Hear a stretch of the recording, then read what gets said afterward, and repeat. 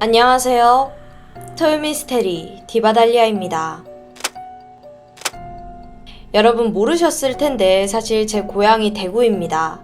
그래서 간혹 대구 뉘앙스가 튀어나오기도 하는데 그걸 딱 눈치채시는 분들이 간혹 계시더라고요. 어쨌든 오늘 사건은 대구에서 발생한 미스테리 테러 사건이라 그런지 저에게 좀 더 많이 다가왔던 것 같습니다. 사진 속 장소는 대구 중구에 위치한 달성공원입니다. 이곳은 1969년도에 문을 열었는데 대구에서 가장 오래된 공원이기도 하고 또 하나뿐인 동물원이 자리 잡고 있어요. 그러다 보니 가족 단위로 자주 즐겨 찾는 곳입니다. 하지만 한때 이곳은 많은 이들을 공포에 떨게 한 무차별 살인 사건이 벌어진 장소이기도 합니다.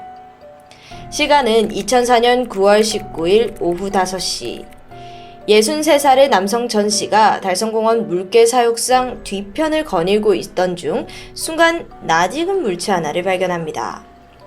그것은 바로 벤치에 덩그러니 놓인 65ml짜리 요구르트병. 네, 우리가 어렸을 적부터 자주 먹던 그 요구르트요. 이게 5개짜리 포장용 중에 3개가 놓여 있었는데 비닐 포장은 살짝 벗겨져 있던 상태였습니다. 사람의 손을 탄 거긴 한데 그래도 남은 요구르트 3개는 알루미늄 덮개가 그대로 씌워진 상태였습니다. 누군가가 피크닉 도중 까먹고 두고 갔을 수도 있어요. 그런데 사실 이걸 발견한 전 씨는 달성공원에 머물고 있던 노숙자 중 한 명이었습니다. 마침 허기를 느끼던 그는 별 생각 없이 해당 요구르트를 집어들었고 포장을 벗겨낸 후에 3개를 단숨에 들이켰습니다. 문제는 그때부터 시작되었어요. 잠시 후 참을 수 없는 복통이 오기 시작하더니 속이 뒤집히는 듯 구토하기 시작한 겁니다. 그리고는 바로 그 자리에서 의식을 잃고 쓰러져 버렸죠. 곧 119 구조대에 의해 병원으로 옮겨졌지만 2시간 후 안타깝게도 숨을 거두고 말았습니다. 그 누구도 예상하지 못한 너무 순식간에 벌어진 사건입니다. 한편 그가 쓰러지기 직전 벤치에 있던 요구르트를 마셨다는 게 알려지면서 경찰이 조사에 나섰는데요. 불행 중 다행으로 해당 요구르트 병을 수거하게 되는데 여기서 충격적인 흔적을 발견합니다. 요구르트 병 3개 중 2개의 마개에서 예리한 바늘구멍이 포착된 겁니다. 누군가가 이물질을 주입한 흔적이에요. 아니 그럼 이게 완전 독살을 한 거잖아요. 경찰은 사건의 심각성을 인지했고 즉각 국과수의 성분 분석을 의뢰했습니다. 그리고 그 결과 요구르트에는 바로 메소밀이 검출됩니다. 앞서 전 씨의 위장에서 나온 것과 같은 성분이었어요. 자, 메소밀, 이건 주로 진딧물 같은 해충 방제에 사용되는 원예용 농약입니다. 그런데 그 독성이 어마어마해요. 한 2g? 그러니까 살짝 2방울 정도만 사용해도 50kg짜리 동물의 치사량에 달합니다. 실제 농가에서는 동작물을 갉아먹는 쥐를 잡을 때 메소밀을 미끼에 발라 사용하기도 했고요. 이런 맹독성 메소밀의 특징은 무색 무취라는 것입니다. 특히 액체 상태의 경우 맹물과 똑같이 보여요. 육안이나 냄새로는 전혀 구분할 수도 없죠. 그래서 이런 위험성 때문에 2012년부터 메소밀의 제조와 판매가 중단된 상태인데요. 사건이 벌어진 2004년만 해도 아직 시중에 메소밀이 활발하게 유통되고 있던 때입니다. 자, 그럼 이젠 누가 도대체 왜 요구르트에 이 메소밀을 주입했는지 밝혀내야겠죠? 사망한 전 씨는 분명 우연히 요구르트를 발견했습니다. 따라서 누군가가 특별히 그를 노렸다기보다는 불특정 다수를 향한 묻지마 범죄로 보였는데요. 그럼 사실 문제가 좀 더 심각해지는데 앞서 말했듯 달성공원은 하루에도 수많은 사람들이 오고 가는 장소입니다. 즉 이건 명백한 테러 행위였어요. 그런데 이 경찰이 수사를 이어가던 중 더 놀라운 사실들이 계속해서 드러납니다. 사실 전 씨가 사망하기 한 달 전인 8월부터 달성공원 그리고 멀지 않은 두류공원에서도 이미 요구르트 테러 사건이 벌어졌던 겁니다. 심지어 이 한두 건이 아니었는데 확인된 피해자만 무려 14명. 보니까 이 범인이 이미 오래전부터 치밀하게 범행을 저질러 온 정황이었습니다.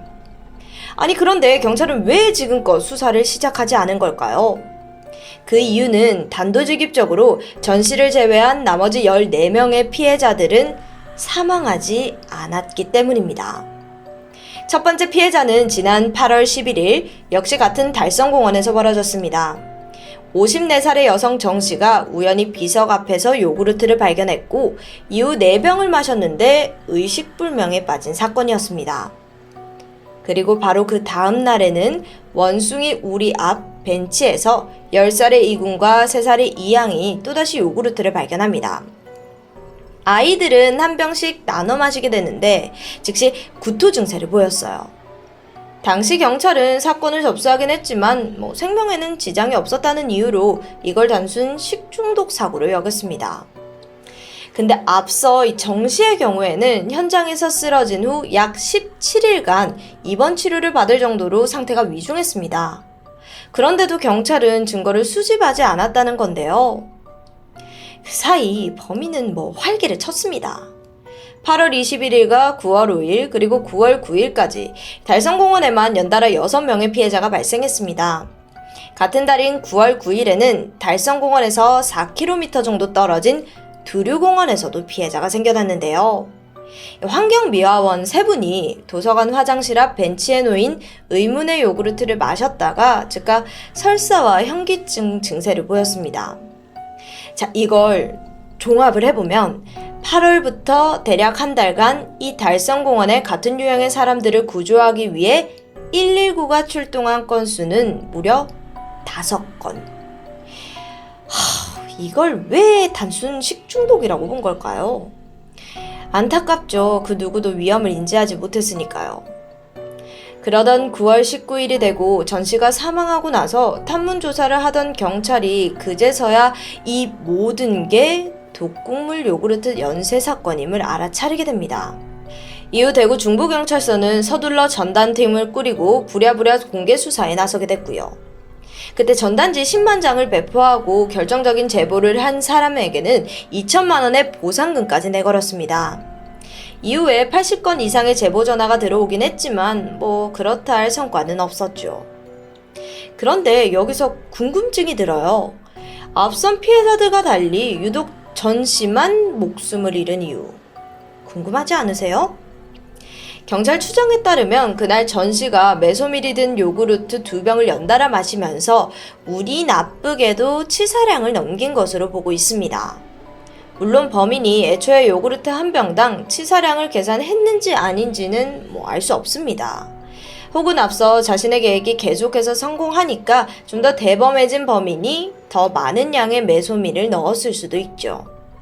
근데 사실 전문가들은 범인이 애초에 살인을 목적으로 한 것이 아니라 장난 범죄를 일으킨 것으로 분석합니다. 그러다가 점점 강도가 세지면서 끝내 살인까지 벌어졌다고 보는 거죠. 그럼 도대체 범인은 어떤 사람일까요? 경찰은 그가 어느 정도 농약에 익숙한 지식이 있는 사람이라고 판단했습니다. 이걸 토대로 대구 일대 80여 개의 농약 판매점을 탐문 수사하게 되는데요. 근데 안타깝게도 큰 성과는 없었습니다. 한편 현장에 남은 단서는 그다지 많지 않았습니다. 그나마 주목할 건 요구르트에 남아있는 주사 바늘 구멍. 크기를 보니까 직경 1mm가 넘었어요. 이건 일반적인 의료용 주사 바늘보다 더 두꺼운 사이즈인데요. 주로 실험용 혹은 가축병원에서 사용되는 종류였습니다. 그런데 살아남은 피해자 중 주목할 만한 제보를 한 사람이 있습니다.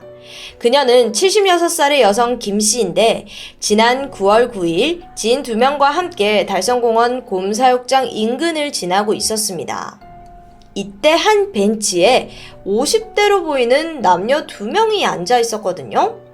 이후 남녀가 곧 떠났고 빈 자리에는 요구르트 3개가 남겨져 있었습니다. 그리고 이걸 본 김씨가 지인들과 요구르트를 나눠 마신 정황이었어요. 그렇게 별 의심 없이 요구르트를 마시는 순간 돌연 먼저 떠난 남녀 중 여성이 다시 벤치로 돌아오는 게 보였습니다. 김씨는 순간 무안했죠. 요구르트를 찾으러 오나 싶었으니까요. 그래서 이때 어떡해, 그 요구르트 버린 줄 알고 우리가 다 마셔버렸네. 이렇게 털어놓았습니다. 근데 이때 여성의 반응이 좀 특이했는데 별말 없이 그냥 황급히 자리를 떠났다고 해요. 심지어는 원래의 길을 벗어나서 비탈길을 가로질러 내려갈 정도였습니다. 마치 뭔가에 쫓기는 것처럼 보였죠. 해당 여성은 얼굴이 좀 넓적하고 키는 160cm의 파란색 반팔, 검은색 치마를 입고 있었다고 합니다. 옆에 있던 남성은 상대적으로 얼굴이 길고 호리호리한 체격이었습니다. 안타깝게도 공원에는 CCTV가 없었기 때문에 이들을 추적하는 일은 불가능했죠. 만약 이들이 범인이라면 사실상 이게 유일한 목격담입니다. 그렇게 해당 사건은 지금까지 미스테리한 미제로 남겨져 있습니다. 그런데요, 여러분, 보통 묻지마 범죄의 경우에는 공범이 있을 가능성은 극히 드물다고 해요. 아니, 그럼 그 남녀가 정말 범인이 맞을까 하는 의구심도 들죠. 그래서 또 등장한 추리가 있습니다. 이 모든 게 혹시 특정 요구르트 업체를 겨냥한 경쟁사의 소행은 아니었을까요?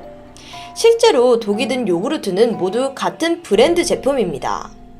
만일 사망 사건이 없었더라면 어쩌면 이 브랜드는 그저 대구 일대에서 사람들에게 불쾌한 경험만 남기고 기피 대상이 되었을 거예요. 자연스레 매출도 급락하겠고요. 이게 아니라면 혹시 어떠한 이유로 해당 요구르트 회사에 앙심을 품은 사람이 저지른 것이 아니냐 하는 소문도 돌았습니다. 경찰도 확인을 해봐야겠죠. 그래서 제조업체 관계자들 40명과 판매업소 980군데를 대상으로 조사를 펼치기도 했습니다. 거기에 더해 일명 요구르트 아줌마라고 불리는 판매원분들과 또 공원 내 상인들까지 폭넓고 다양하게 탐문을 했지만 사건은 지금까지도 오리무중 상태입니다. 또 다른 의견도 있습니다. 많은 범죄 전문가들이 지적하길 공원 내 노숙자 혹은 노인들에게 악감정이 있는 사람들이 벌인 범죄일 수 있다는 부분입니다. 그도 그럴 것이 가장 많은 피해자가 나온 이 달성공원은 모두에게 무료로 개방된 곳인데 그러다 보니 평일 낮에 유독 노인들과 노숙자들이 많이 드나들었습니다. 게다가 사건이 벌어진 두 공원 모두 노숙자와 저소득층 어르신들을 대상으로 한 무료 급식도 활발하게 이루어졌습니다. 그런데 이때 후식으로 자주 등장한 것이 바로 그 요구르트. 어쩌면 이걸 포착한 누군가가 그들에게 익숙한 음료에 농약을 넣었을지도 모른다는 추측입니다. 이건 좀 신빙성이 있어 보여요. 독극물 요구르트. 이 사건이 알려진 후 대구 시민들뿐만 아니라 전국적으로 불안감은 극에 달했습니다. 그래서 모르는 사람이 주는 음식은 먹지 마라, 길에 떨어진 것은 함부로 줍지 말라 같은 말이 더 심각하게 나오기도 했고요. 이런 불특정 다수들을 노린 무차별 범죄, 내 가족, 친구, 심지어 나 자신까지도 언제든지 범죄에 노출될 수 있다는 점에서 정말 공포스럽습니다. 혹시나 여러분 중에 아니 공짜라고 그걸 왜 먹나 싶으실 텐데 글쎄요, 만약 공원 벤치에 콜라 한 캔 새거가 덩그러니 있다 싶으면 누군가는 분명 그걸 그냥 먹어도 된다고 생각했을 것 같아요. 그러니 피해자에 대한 비판은 필요치 않아 보입니다. 이제 사건이 발생한 지 20년이 가까운 시간이 흘렀습니다. 다행인 건 해당 사건의 공소시효가 없다는 부분이겠죠. 과연 2004년 8월과 9월 은밀하게 대구공원 곳곳에 메소밀이 든 요구르트를 두고 간 범인은 과연 누구였을까요? 지금까지 토요미스테리 디바달리아였습니다.